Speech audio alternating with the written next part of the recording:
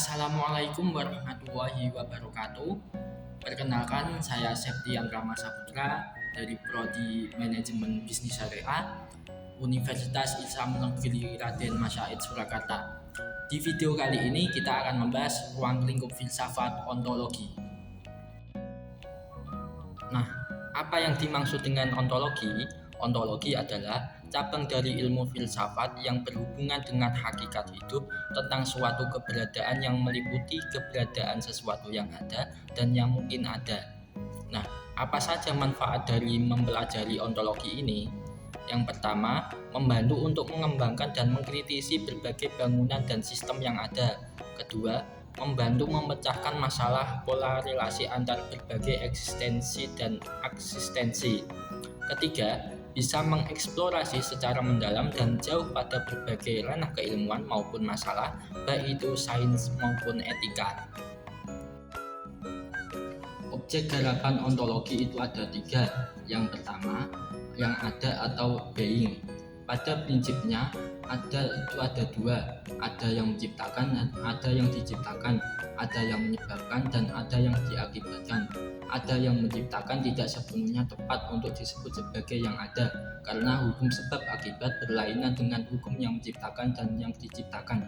Hukum sebab akibat bersifat fisik, mekanis, berdimensi material, sementara pencipta dan ciptaan yang di dalamnya selalu tergantung dimensi ideal yang bersifat spiritual.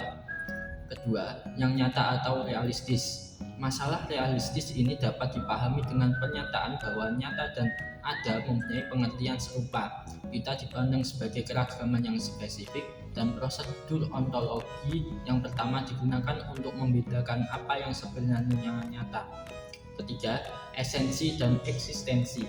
Dalam setiap yang ada, yang nyata maupun yang tidak nyata selalu ada dua sisi di dalamnya, yaitu sisi esensi dan sisi eksistensi.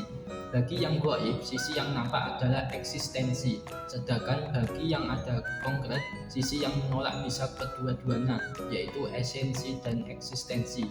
Eksistensi berada pada hubungan-hubungan yang bersifat konkret, baik vertikal maupun horizontal dan bersifat aktual. Terdapat beberapa aliran dalam filsafat ontologi, yaitu aliran monoisme, aliran dualisme, aliran pluralisme, aliran nihilisme, dan aliran agnostitisme. Aliran monoisme berpendapat bahwa yang ada itu hanya satu, tidak mungkin dua. Haruslah satu hakikat saja sebagai sumber yang asal, baik yang asal berupa materi ataupun berupa rohani. Kedua, ada aliran dualisme. Aliran ini berpendapat bahwa terdiri dari dua macam hakikat sebagai asal sumbernya, yaitu hakikat materi dan hakikat rohani, seperti benda dan roh, jasad dan spirit. Kedua macam hakikat itu masing-masing bebas dan berdiri sendiri, sama-sama azali dan abadi. Ketiga, ada aliran pluralisme.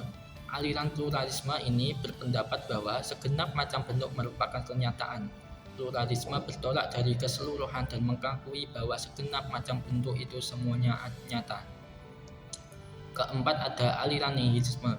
Nihilisme berasal dari bahasa Latin yang berarti nothing atau tidak ada. Sebuah doktrin yang tidak mengakui validitas alternatif yang positif. Istilah nihilisme dipergunakan oleh Ivan Turgenev pada tahun 1862 di Rusia. Kelima, ada aliran agnostitisme. Paham ini mengingkari kesanggupan manusia untuk mengetahui hakikat beda. Timbulnya aliran ini dikarenakan belum dapatnya orang mengenal dan mampu menerangkan secara konkret akan adanya kenyataan yang berdiri sendiri dan dapat kita kenal. Nah, ada metafisika. Apa itu metafisika? Metafisika adalah filsafat yang membicarakan hal-hal di luar pengalaman manusia. Metafisika mengkaji segala sesuatu secara komprehensif atau memikirkan hakikat di balik alam nyata. Tafsiran metafisika yang paling pertama diberikan oleh manusia terhadap alam adalah bahwa terdapat wujud yang bersifat gaib dan wujud yang bersifat lebih tinggi atau lebih kuasa dibandingkan dengan alam yang nyata. Ada beberapa metafisika, yaitu animisme, naturalisme, dan materialisme. Nah, asumsi. Asumsi adalah anggapan sementara atau kebenarannya masih dibuktikan. Paham ini di determinisme dikembangkan oleh William Hamilton yang menyimpulkan bahwa pengetahuan adalah bersifat empiris yang dicerminkan oleh zat dan gerak yang bersifat universal. Asumsi diperlukan untuk menyuratkan segala hal yang tersirat. Aliran filsafat ini merupakan lawan dari paham fatalis yang berpendapat bahwa segala kejadian ditentukan oleh nasib yang telah ditetapkan lebih dahulu. Akhirnya sudah sampai di akhir video. Jika ada kata yang kurang jelas, saya mohon maaf dan terima kasih sudah menonton dari awal hingga akhir.